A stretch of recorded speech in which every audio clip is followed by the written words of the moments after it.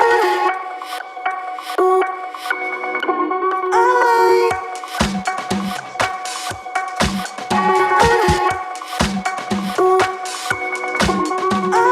a dance instructor, my days are filled with reading, inspiration, and helping others discover the beauty of movement.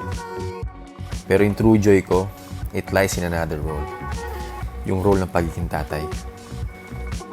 Morning, sobrang special time din yan namin sa bahay. Kaya prepare ako ng breakfast para sabay-sabay kaming kumain. Part na rin yan ng bonding namin na parang reminder that love and care begins with the simplest gestures. Being a father means being a provider, both materially and emotionally.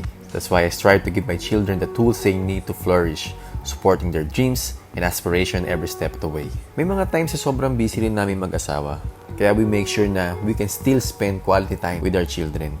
Kasi naniniwala kami na kahit sobrang iksila ng oras na yan, it can still contribute dun sa pag-strengthen ng connection and forming the foundation of love, trust, and syempre yung mga memories na babaunin ng bata hanggang paglaki.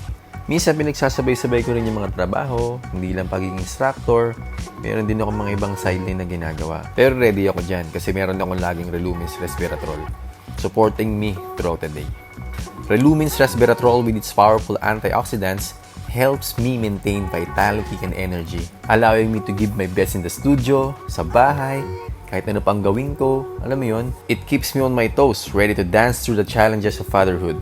Being a super dad, di lang yan basta-basta parang physical endurance eh. Siyempre, kailangan mo ng something to support your immune system. Sa akin, meron akong Relumins Vitamin C, ensuring I can be present for my family even during demanding times. Relumins products, para ko na rin siya naging secret allies eh.